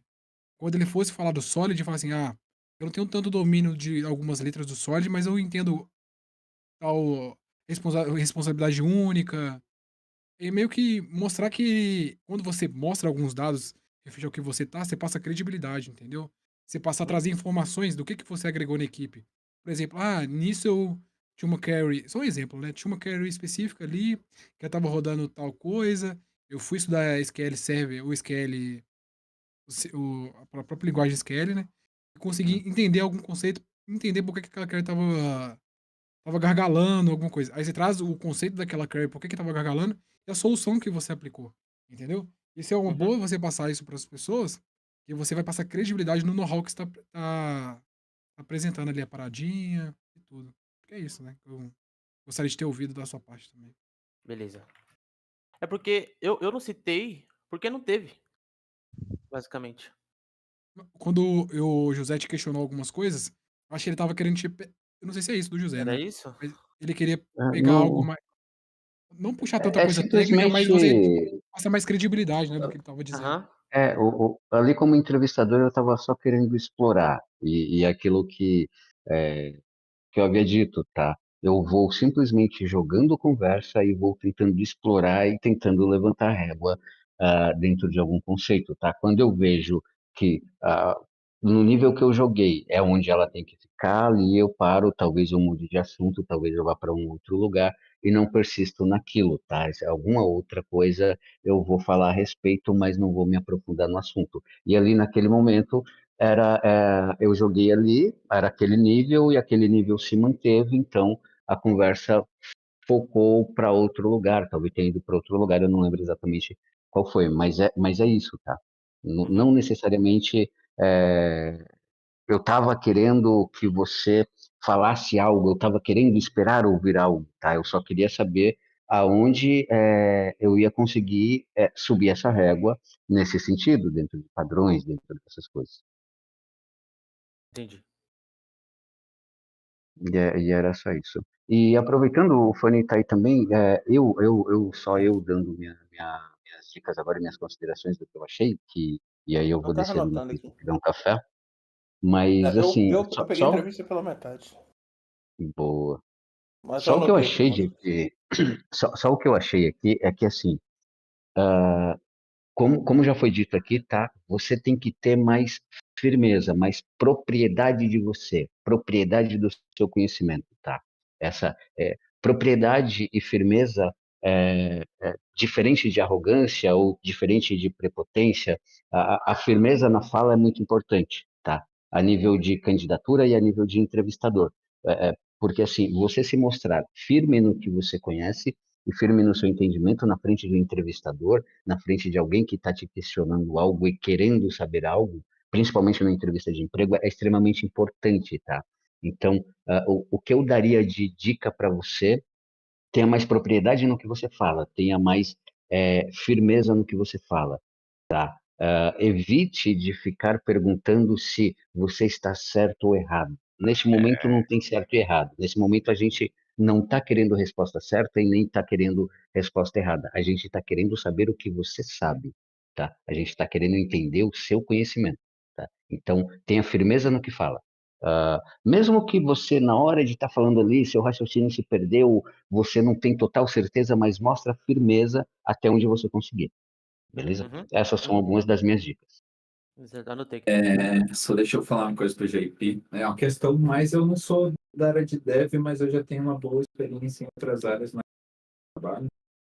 Eu acho que o que uma galera, só complementando o que a galera disse, além da ter confiança no que você faz, porque para um dev a habilidade técnica ela é muito importante, né? Porque você vai trabalhar com muita pressão, como toda área, assim. A parte da objetividade. Você, durante a entrevista, você divagou muito. Tipo, a entrevista, digamos assim, se fosse uma entrevista oficial.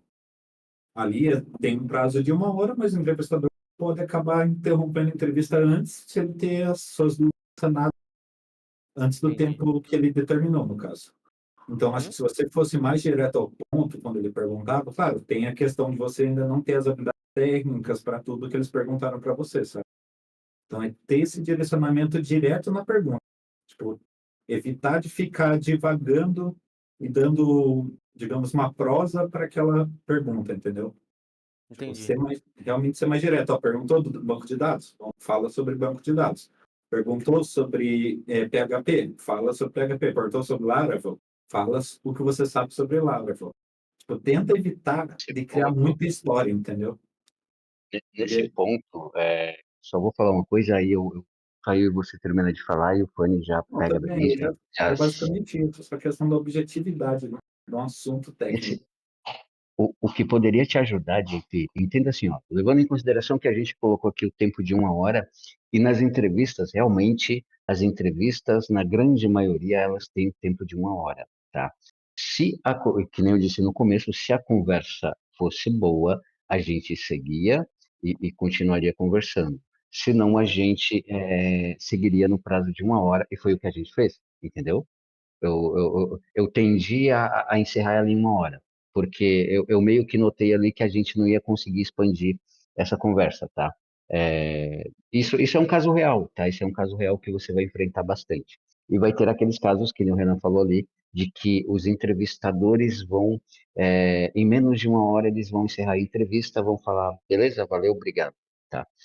Esse lance de contar histórias Pode e é interessante, tá? Porque, assim, numa entrevista, principalmente no primeiro contato, o entrevistador ou as pessoas que estão te entrevistando ali e estão batendo papo com você, elas querem saber quem é você, tá? É, querem saber o que você sabe. De novo, querem saber o que você sabe, querem saber o que você conhece.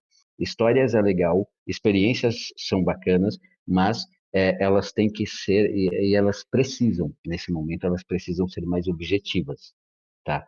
A historinha é bacana, mas elas precisam ter um começo, meio e fim muito curto, tá? Elas não podem se prolongar durante muito tempo, porque outros assuntos, outras coisas precisam ser abordadas e talvez não dê tempo se ficar alongando muito, tá?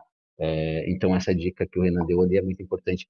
E eu acho que o que pode te ajudar, assim, sempre numa entrevista, sempre que a gente for entrevistar alguém, sempre que alguém for te entrevistar, isso vai ser baseado no que você demonstrou de conhecimento no seu currículo, tá? Eventualmente a gente pergunta uma coisa ou outra, a conversa tende a ir para algum outro lugar. Mas assim, mas ela é muito focada no currículo, ela é muito focada no seu conhecimento, na sua experiência e no que você disse que sabe.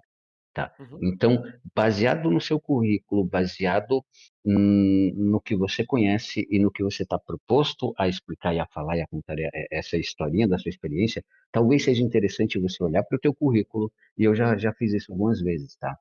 Você olhar para o seu currículo e falar assim, cara, eu tenho isso aqui, ó, eu tenho PHP, Laravel, JavaScript, jQuery, eu tenho tudo isso para falar aqui, provavelmente vão me perguntar.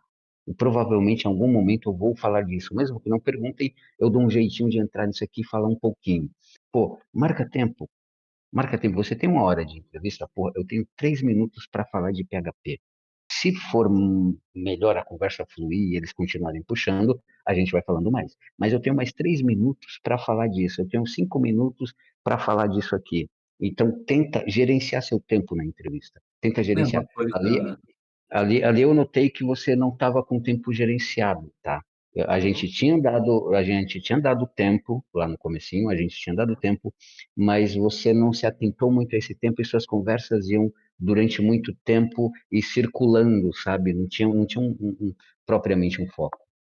Eu acho Deixa eu legal só pontuar. também o JP dar uma olhada em questão de pitch, que não sei se o pessoal conhece aí, mas é o que a galera usa atualmente, sempre usou, na verdade, para apresentar ideias de startups, né? Porque normalmente quando você vai apresentar uma ideia de startup, se alguém já participou desse processo, eles te dão um tempo limite e você tem que transmitir totalmente o seu projeto para uma equipe de investidores, Tem que saber o que ele assistir Shark resolve. Tank. É, Deixa eu então, deixa eu só, Mas o deixa eu pitch só e dar. outra, só calma aí, JP. E só mais um outro termo aí que você pode procurar na internet, se interessar, é o storytelling, que é a arte de contar histórias, no caso. Que é justamente o que o José estava falando, contar uma história interessante pode, entre aspas, somar o XP na entrevista. O Fanny já fez a pergunta dele? Eu não sei se o Fanny queria comentar alguma coisa. Não. Não, eu vou comentar no final. Deixa eu só pontuar rapidinho. Pode contar. Ó, essa aqui foi a minha primeira entrevista. Por mais que eu trabalhei em diversos lugares, era tipo, oi, quero serviço, um aperto de mão, sabe? E na minha empresa passada, eu falei, olha, você fez o teste técnico, você passou. Aí só foi um, oi, bem-vindo à empresa. Então essa é literalmente a primeira entrevista. O motivo de eu demorar de explicar, eu confesso que eu não tava com tanta certeza, assim, e convicção no que eu estava falando. É por insegurança mesmo e nervosismo. Mas as perguntas do José, elas tendiam a prolongar bastante, sabe? Então, o José começava a falar, aí ele queria saber uma coisa, e ele ia falando, e queria outra, falando, e queria outra. E aí, quando eu ia responder, às vezes o José fez 2, 3 perguntas, e eu tinha que ficar puxando o gancho, sabe? Então, por isso que eu falei, então, vamos responder a primeira pergunta. Aí eu tentava responder. E aí depois, eu tinha que puxar. Eu ainda tinha mais 3 perguntas para responder, sabe? Das coisas que eles perguntou. Aí eu tentava ficar puxando um gancho para responder outra pergunta, e aí eu prolongava e ficava uma coisa meio ruim, sabe? De se falar. E Mas aí sabe, eu. Dificuldade. E eu não tenho experiência com entrevista, então eu não sei, tipo, que nem essas técnicas que você falaram, para tempo, ser mais não, mas conciso. essa é questão ao tempo, cara. Eu, quando comecei a fazer entrevista, quando eu entrei no mercado de trabalho com meus 14 anos, foi meu primeiro emprego, cara, Uhum. eu travava, eu ficava na frente do entrevistador bem assim, tipo, não sabia desenvolver a história. Tipo, foi ao longo do tempo criando confiança. mas faz aquilo que o José te disse. Pega, olha teu currículo e começa a descrever o que aquilo está escrito ali, sei lá, o que você fez com JavaScript, o que você fez com dados, e descreve, e determina um tempo para você falar aquilo. Começa a treinar. Pode ser falando até sozinho, cara. Você pega um áudio, começa a gravar o áudio ali no WhatsApp ou no próprio Discord mesmo, e cronometra. Tenta chegar naquele tempo para você explicar. E começa a ouvir esses áudios várias vezes. Isso é uma técnica que o pessoal que trabalha a comunicação utiliza muito, que é gravar a própria voz respondendo a perguntas, respondendo outras coisas. Isso ajuda muito a você entender onde você está errando, identificando o vício de linguagem e outras coisas. Você pode melhorar na sua comunicação. Pessoa. Mas no mais, o JP, no mais eu achei que você foi bom e só esses ajustes. É questão de ajuste, tá, cara? Não é questão nem de. É questão de ajuste. É simplesmente ajustar essas coisinhas. No contexto geral, eu diria que você se saiu bem, tá? Que você saiu bem. É só questão de ajustes. Ok, obrigado. Qual que é a do Fanny? Eu tô curioso. O Fanny agora vai. Não sei se alguém mais tem que falar. O Fanny quer falar por último. Agora segura que o Fanny é teu pai, o Fanny vai te dar umas palmadas. Agora vem a bronca. A gente foi legalzinho. Agora Agora Imaginando já. o puxão de Agora vem a orelha vem bronca. agora. O puxão de orelha vem Não. agora. Bom, na verdade, os puxões de orelha vocês já deram todos. Eu só vou comentar um pouco em cima de cada um deles. Que eu anotei aqui, é a objetividade. Eu realmente achei que algumas respostas foram muito longas. E quanto mais você fala, mais o risco de você falar alguma coisa errada. E dava pra ser mais curto. Isso daí realmente. Pô, cara, é tipo, ó, é isso, isso, isso e isso. No mais tem isso aqui também, entendeu? E tá bom, entendeu? Porque muitas vezes você tava se repetindo e repetindo, sendo prolixo o tempo todo, falando sobre a mesma coisa de novo, entendeu? Então isso é um perigo. Então tem que tomar cuidado com isso. A gíria, cara, vou ser bem sincero. Tirando o XP realmente que pode até criar alguma ambiguação com uma palavra que já existe no meio, que é Extreme Programming. O resto, cara, tá ok. Fala reta, sem gaguejar, lisa, 100%. Gostei A entonação, não vi tanto problema sobre o lance de não ter certeza. Eu achei que a entonação talvez foi compensada, compensou-se com a fluidez da fala, que eu vi que você realmente parou, pensou, ok, deu pra perceber que a cada resposta você parava, deglutia a pergunta e ia começar a falar sobre o assunto, entendeu? Não tipo, não se perdia, mostrava consciência daquilo que você estava ouvindo e consciência da resposta, mesmo que talvez não tivesse uma assertividade técnica ou de conhecimento muito grande, afinal, a vaca para júnior, então isso eu deixaria um pouco mais de fora se eu fosse pontuar, mas mostrava que você estava entendeu? Ouvindo com atenção o interlocutor que estava mandando a pergunta. Então, para mim, isso é mais um plus do que um negativo. Uma coisa é, tipo, quando você é perguntado de uma coisa que você não sabe ou não tem uma certeza, eu acho que é mais... você ganha mais pontos dizendo, não sei, trabalhei pouco, ou minhas experiências nas empresas que eu trabalhei não me trouxeram esse tipo de desafios, entendeu? Então eu não vou poder opinar, porque talvez se eu opinar aqui eu possa falar alguma besteira ou alguma inverdade, entendeu? Então eu prefiro me abster disso. Então, dizer que não sabe não é demérito, entendeu? É mais tipo dizer, você tá tendo consciência de que você só vai abrir a boca para falar algo daquilo que você sabe. Então, eu acho que às vezes é melhor falar, não sei, infelizmente. Pode até complementar rapidinho, não trabalhei, né? Como eu falei, né? Na empresa não trouxe esse desafio para mim. Não trabalhei, mas realmente considero importante isso e vou cair atrás para aprender mais sobre isso. E outra coisa, ser claro naquilo que tu trabalhou, entendeu? Porque até coloquei uma frasezinha aqui de coach, porque a verdade ela só é gostosa a ouvir, entendeu? Quando você tá falando a verdade e você tem orgulho porque você gastou tempo da sua vida naquilo, quando você vai falar sobre, aquilo soa muito mais verdadeiro, porque você começa a falar com orgulho, com detalhe naquilo que você fez, entendeu? Ou então, tipo, não, pô, eu trabalhava lá, mas pô, eu queria trabalhar de outra maneira, mas a equipe não me deixava eu trabalhar, ou eu não tive oportunidade. Mas, pô, quando eu fiz isso, pô, eu consegui entregar, a entrega, quando eu finalizei a entrega foi gratificante, etc. Então, isso é importante, porque aí tu vai estar falando sobre algo que tu realmente fez, entendeu? Não que tu só estudou, ou que tu tem conhecimento de. E cara, aí outras coisas eu já falei, né? Que, pô, esse seria meio que. Eu meio que fiz um prós e contras junto, entendeu? Tipo, um que foi bom, um que foi ruim, meio que junto. Mas na questão das gírias, realmente não precisa se preocupar tanto, só esse XP que foi o mínimo ali. Gírias, até pensei que ia ser mais, mas na verdade, pô, não teve tanto. E, cara, assim, para as respostas que você respondeu, do jeito que você respondeu para a vaga de júnior, você tá, eu até diria que você saiu muito bem, muito bem. Tem as coisas que a gente falou para melhorar, mas no geral, de soft skill, você tá bem acima da média aí da grande maioria do mercado, porque muita gente aí teria gaguejado forte e deixado muito a desejar na questão de soft skill aí. O pessoal tá muito devagar nessa área. E Agora, na parte técnica, você vai evoluindo com o tempo. Isso daí não. foi que, como eu É, disse, né, no contexto geral ele foi muito bem, né? Só ajuste, né? exatamente. Eu acho que o JP foi muito bem na parte de comunicação. Tem realmente esses ajustes para fazer. Mas, assim, você conseguiu desenrolar a entrevista, não ficou chato de conversar. A conversa não ficou travada a hora nenhuma. Sabe, tinha fluxo, a gente conseguia continuar a comunicação.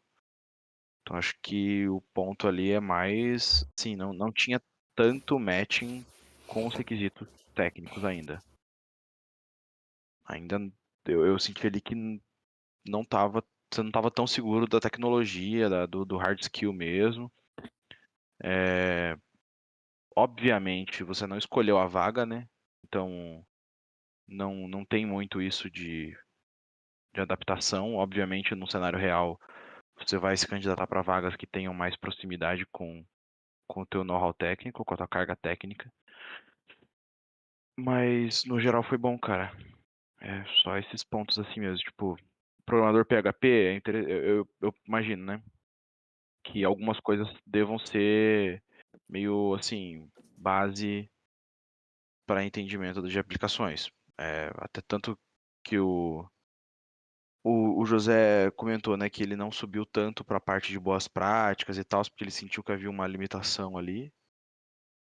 E no final eu tentei fazer um retrocesso, né? Tentei jogar para baixo e fazer perguntas mais da linguagem pura, etc. E também não rolou muito a parte de exceções e tal, Sim, que sim. não é um conhecimento tão avançado teoricamente. Obviamente você não vai saber de detalhes disso, tá? Eu se pegar para fazer, eu vou ter que ler documento, dependendo da situação. Mas, assim, eu queria que você desenrolasse um pouquinho mais de exceptions e tal, try catch, finally e tal, sabe? Uhum. Imaginei que fosse rolar algo assim. Mas é isso. Mais algum comentário? E, e eu acho que, assim, essa nossa simulação aqui, ela se aproxima bastante de uma entrevista real e uma entrevista que você enfrentaria, tá? Tanto ah, com o Tonietti fazendo os questionamentos dele, comigo fazendo os questionamentos que eu faço, e esse tipo de questionamento, esse tipo de pergunta conjunta, de pergunta casada, eu faço, tá? Porque é justamente o que eu disse lá no começo. Pelo menos isso é o meu modo de, de fazer, tá? Eu tento absorver e eu tento observar quais são as reações, tá? Quais são as reações. Esse é a técnica que eu uso, é o estilo que eu uso, é assim que eu faço, tá? Então, eu acho que aqui se aproximou bastante de uma coisa real que você enfrentaria no mercado de trabalho, tá? Uhum. Eu fiquei muito nervoso, eu confesso. E nas tecnologias que eu não me aprofundei, não dei certeza, foi porque eu não entendi muita pergunta e aí eu deslizei. Mas eu vou melhorar isso aí. Não, tranquilo. É, talvez num contexto real, eu tenha não desenvolvido a pergunta da melhor maneira, tá? É, Eu vou uma dar. maneira possivelmente melhor de desenvolver a mesma pergunta que eu fiz lá era: fale sobre isso. O que que você sabe desse assunto aqui? O que Isso. que você sabe sobre exceções com PHP? Tratamento de exceções. O Aí eu que que você falei que eu não sabe. sabia e É, tentei dar um exemplo. Mas, por exemplo, a pergunta do José, eu me senti um pouco confuso na hora de responder. Aquela de qual decisão você tomaria, qual seria a sua dica para decisão da equipe? É um MVP, aplicaria teste ou não? Aí eu fiquei, poxa, tipo, é relativo. Na minha cabeça ficou relativo, não tinha uma resposta exata, sabe? Vou aplicar teste e ensinar para as pessoas. Aí eu dei uma travadinha, mas é que é algo muito cultural, né, cara, isso daí do teste. uhum, TDD é uma metodologia, sim. não é Eu uma acho que coisa você que você vai encontrar, aplica eu de uma acho que hora você vai para encontrar outra, uns né. velhos. Acho que você vai encontrar uns velhos safados fazendo entrevista pra você, vai te deixar confuso assim que nem eu, cara. É, velho, porra. Vai. Tipo, Vai. olha a pergunta que o broche me solta. Eu quase soltei essa, brincadeira. Eu pensei assim, esse broche aqui Então, tá assim, travando eu, cara. Tá jogando se contra. se eu tivesse feito perguntas, assim, sobre outros assuntos de tecnologia geral, não da stack que tá ali. Por exemplo, se eu tivesse te perguntado um pouquinho sobre HTTP, você saberia conversar? Porque o José falou de protocolos e eu senti que ficou meio vago, assim, e tal. É, eu não Se eu te entendi. se eu se eu te se eu te perguntasse sobre HTTP, status HTTP, qual que é a função dos verbos HTTP, para que que serve cada um?